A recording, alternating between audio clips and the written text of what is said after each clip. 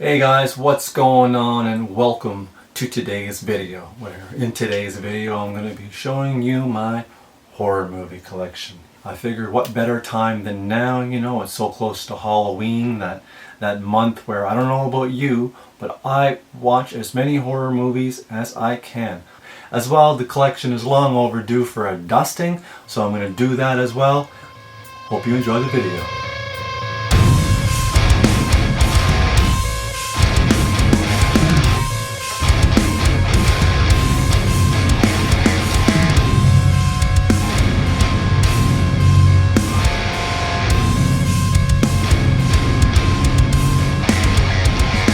Alright, so the collection is something that I've been collecting for years, and I'm not going to, say the collection is massive by any means, but I do have quite a few titles. Probably well over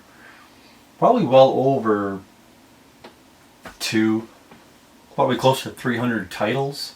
And because I have so many, I do keep my horror movies, all of my movies for that matter, in alphabetical order. So how I have this organized here is I have all of my original 1974 Texas Chainsaw Massacre movies here.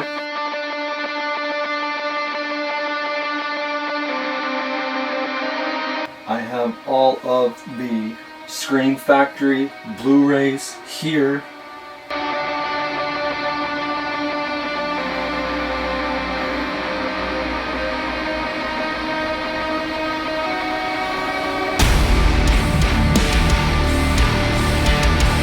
Nightmare on Elm Street franchise here.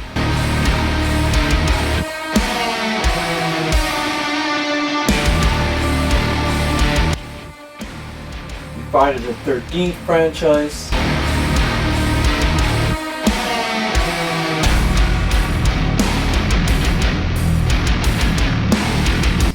The Hellraiser franchise.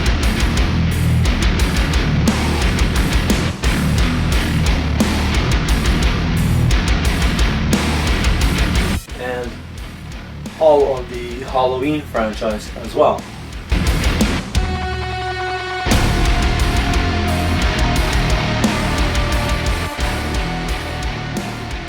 So it's a mixture of Blu-rays and DVDs of each franchise.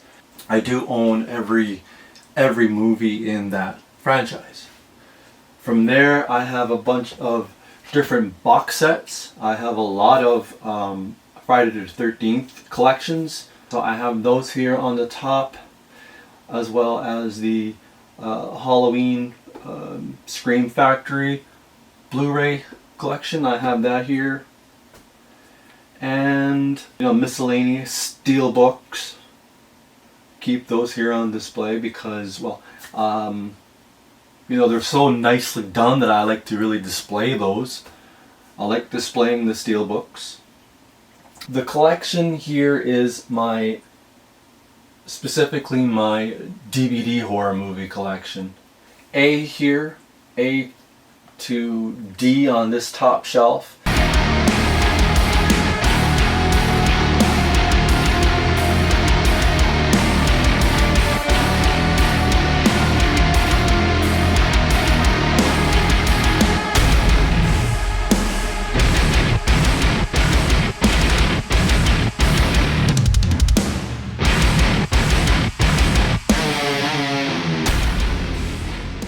And then on this shelf here, it continues from D on to M.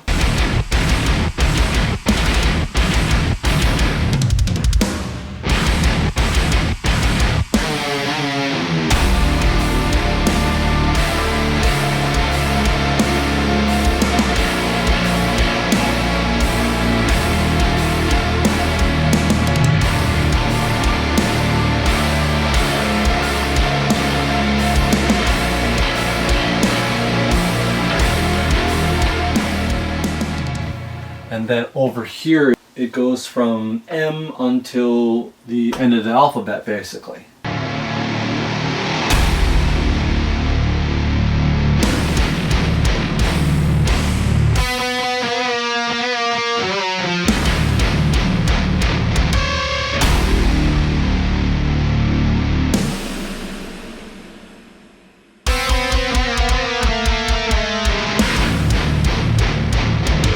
So yeah, it's just this top shelf, this shelf, and this shelf here that I keep my horror collection.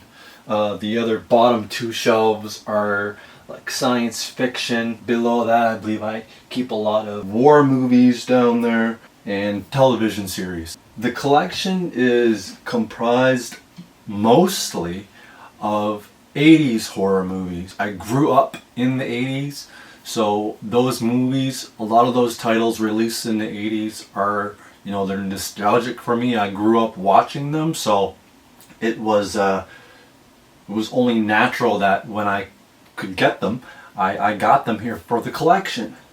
I have these 3 documentaries, In Search of Darkness, part 1, 2, and 3. I got the Corey Taylor variant of the part 1, and then I think it was by part 3 that I bought the option to have my own video, my own 30-second video included in the end credits. I did a video stating why I enjoyed 80s horror movies. 80s horror movies were a big part of my childhood. Having grown up in the 80s, I watched them all. My favorite 80s horror movie of all time is A Nightmare on Elm Street. It was the first horror movie I ever saw, and it planted the seed for my love of horror. These Search for Darkness documentaries have been nostalgic and brought back all those happy memories of visiting video stores. And also, with the, I think it was the In Search for Darkness third movie, it came with like downloadable lists. Basically a list of all the movies that they cover throughout the documentaries. So if you aren't familiar with the documentaries they produce, well, what they do is they start with each year in the decade of the 1980s. So they will cover all these movies that were released in 1980, 1981, 1982, and so forth. All 3 parts of the documentary, all 3 movies, they did the same thing. So myself, being the collector and the obsessive compulsive collector that I am, you know, and the completist, you give me a list, and if it's a subject that I enjoy, like horror, you give me a list of something that I enjoy and tell me that others are also as good, you know, I'm gonna go ahead and I'm gonna try and complete that list. You know, I'm gonna try and get every title in that list. So that's what I've been doing. A lot of my collection is based on, you know, especially having seen those documentaries. A lot of movies I hadn't seen before, and I got here for the collection. I'll give you a prime example is this one here. It's called Guinea Pig Devil's Experiment. Actually this is a double feature: Devil's Experiment and Android of Notre Dame. I mean, have you seen this? This genuinely looks, it feels like you're watching a real, like a snuff film, but it's just the way they filmed it, and you know, I hadn't seen it before, and it was recommended in the documentaries, and you know, therefore I had to get it here in the collection. And it's definitely worth checking out. I've watched The Devil's Experiment. I've not yet watched Android of Notre Dame. If you've seen Android of Notre Dame, let me know it in the comments section what you thought of it, and eventually I will get around to watching it. And you know, I also own multiple copies of the same movie as well, because a movie will be released, you know, like Halloween 2, for example, which was from, I think, 1981. I mean, that has seen so many different editions throughout the years, all with different cover art. So, you know, I wanted those different variants because they all have different cover arts. And don't get me started on the Texas Chainsaw Massacre 1974 over here. I own currently 1, 2, 3, 4, 5, 6, 7, 8, 9, 10, like 12 or 13 copies of the 1974 movie, all because it has different covers. The movie is like what? Almost, it is 50 years old? Yeah, it is 50 years old because they have the 50th anniversary edition coming out now from Dark Sky Films. Will I purchase that for the collection? I don't know, guys, because currently a lot of my income and my savings is wrapped up in traveling. My wife and I are going to be doing some traveling here soon to some conventions and concerts and whatnot. So I mean, I'm tempted to buy it. I don't think it's just going to be right away. I think I might end up buying it later on down the road if it's still available, and hopefully I won't be paying the current asking price for it. But anyway, yeah, I have, you know, almost 13, 14 copies just of the 1974 movie, just because, you know. Why the hell not? It's an excellent movie. It's one of the best horror movies ever made, and yeah, that many copies of it. This is my horror cabinet of curiosities over here.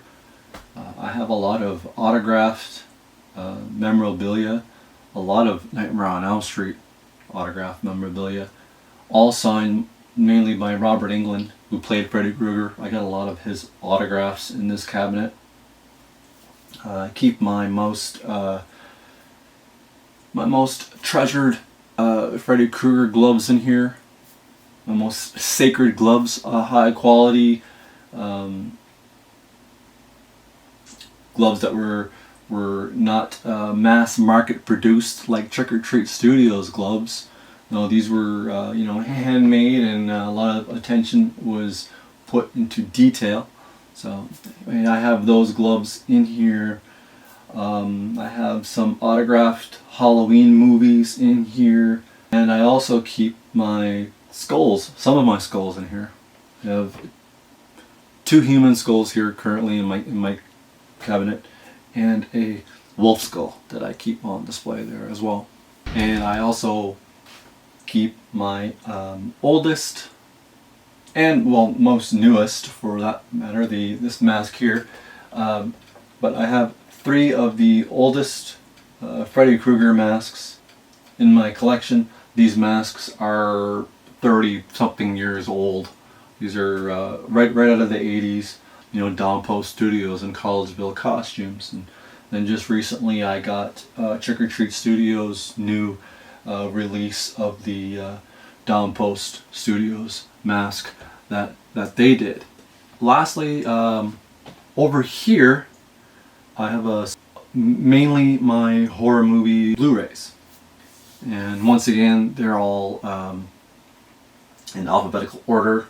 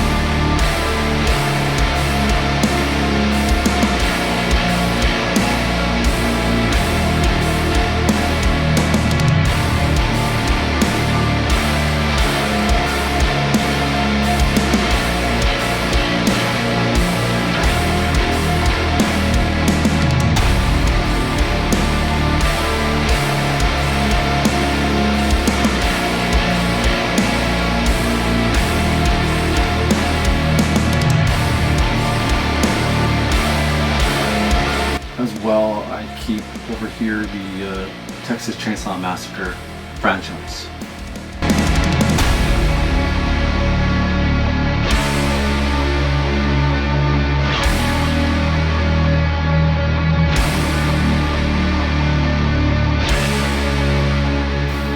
Well, that's today's video, guys. Thanks so much for stopping by and checking out the horror movie collection. Hope you enjoyed it. Like always, I'm hoping that you're gonna come by again to check out my next video, whatever that may be. I mean, it's closer to Halloween, so chances are it's going to be something horror related. Until then, like, comment, and subscribe.